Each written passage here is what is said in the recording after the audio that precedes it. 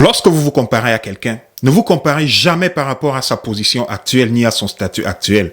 Comparez-vous toujours par rapport à là où vous étiez hier et non par rapport à où quelqu'un d'autre se trouve aujourd'hui.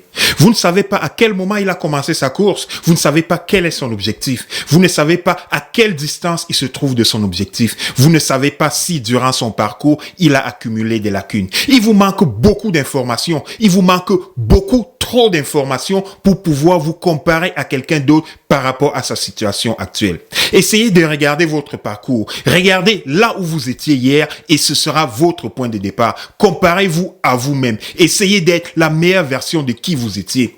La personne avec qui vous vous comparez, cette personne, vous ne savez pas quelle est sa stratégie. Vous ne savez pas si durant son parcours, cette personne a décidé de faire une pause ou ralentir sa trajectoire pour rattraper les lacunes qu'elle a accumulées durant son parcours. Vous n'en savez rien. Il vous en manque beaucoup trop pour pouvoir vous comparer à elle. Quand vous vous comparez à quelqu'un, utilisez plutôt cette comparaison comme une motivation. N'essayez pas de faire forcément plus que cette personne-là, mais servez-vous d'une motivation. Utilisez cette comparaison en guide de projection. Utilisez cette comparaison-là comme une motivation parce que vous êtes les seuls à savoir qu'est-ce qui vous motive à prendre votre décision, qu'est-ce qui vous motive, qu'est-ce qui vous pousse à aller vers votre objectif. Vous êtes les seuls à savoir quelle est votre réalité. Vous êtes les seuls à savoir quelle est l'importance de cet objectif-là pour vous. Quand vous vous comparez à quelqu'un, utilisez plutôt cette comparaison-là en guise de réalisation pour voir ce que quelqu'un d'autre est capable de faire et vous encourager à ne pas jeter l'éponge. Vous êtes les seuls maîtres de votre destin et votre motivation doit être inébranlable. Regardez toujours, soyez réaliste. Quand vous observez votre cheminement, essayez de réfléchir beaucoup plus en termes de facteurs de réussite et non d'éléments d'échec.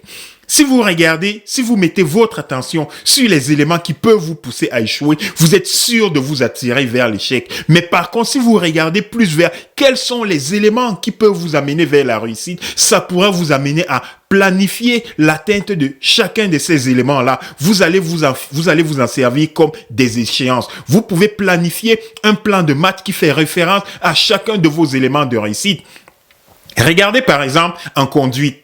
Lorsque vous allez dans une route étroite, si vous prêtez attention aux éléments qui sont sur le bord de la route sur lesquels vous pouvez vous accrocher, rassurez-vous, vous avez 80% de chances de vous accrocher sur l'un de ces éléments-là. Mais si vous prêtez attention sur votre route, vous prêtez attention sur la destination, l'endroit où vous voulez aller, vous avez très peu de chances de vous accrocher sur ces éléments-là et même de les voir.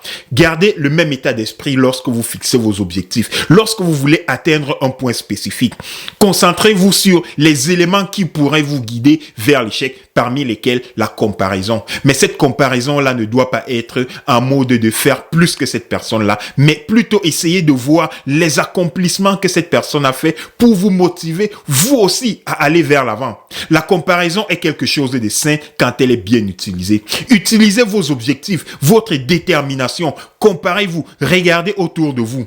Inspirez-vous des gens, utilisez des mentors. On a toujours parlé des mentors. Le mentor, c'est quelqu'un qui va vous guider. Quelqu'un qui a atteint des objectifs que vous tendez à atteindre. Il est déjà passé par là. Il sait quelles sont les erreurs qu'il a commises et quelles sont les erreurs qu'il ne voudrait plus commettre dans le futur. C'est sur cette base-là qu'il va vous guider. Il va vous faire gagner du temps parce que vous n'allez pas être obligé de tomber dans chacune des erreurs, dans chacune des lacunes qui se présentent sur votre terrain. Mais par contre, n'ayez pas peur de l'échec. Lorsque vous commettez une erreur, servez-vous-en plutôt pour améliorer votre façon, pour apprendre une leçon et aller beaucoup plus de l'avant, être aguerri. On parle d'ajouter une corde à son arc. Plus vous allez faire face à ces difficultés-là, vous allez être moins effrayé. Généralement, les gens qui ont peur de prendre des actions, ce sont des gens qui ont peur de l'échec. Ils ont peur de l'inconnu. Mais vous, pour avoir pris conscience que ces échecs ne représentent pas une barrière, mais plutôt une opportunité d'apprentissage, vous êtes beaucoup plus porté à aller vers l'avant. Essayez de regarder autour de vous, la société dans laquelle on vit, les plus grandes réalisations, les plus grands défis, les plus grands accomplissements, à quel moment ils ont été produits? Ils ont été produits dans des moments de crise. Ils ont été produits dans des moments de difficulté pendant lesquels on essaye de travailler pour trouver des alternatives et c'est de là que les grandes idées surgissent. Quand vous êtes confortable, assis dans votre chaise, tout est tranquille autour de vous, votre cerveau n'a aucune obligation de travailler fort, n'aucune obligation de chercher quelque chose de mieux parce que vous considérez que vous êtes dans un état de confort. Mais cette zone de confort, lorsqu'elle n'est pas vraiment bien cernée, bien définie, elle peut causer un obstacle dans votre cheminement. Gardez présent à l'esprit les éléments qui vous amènent vers le succès. Entourez-vous des gens positifs. Comparez-vous à d'autres personnes, mais en termes d'accomplissement. Servez-vous de leurs accomplissements pour déterminer votre motivation, pour ne pas jeter l'éponge. Observez autour de vous. Soyez déterminés, soyez clairs et gardez présent à l'esprit ce qui vous pousse à fixer ces objectifs-là. C'est la motivation derrière l'élément déclencheur qui vous a mis dans ce contexte-là. Vous êtes le seul à savoir quelle est votre réalité.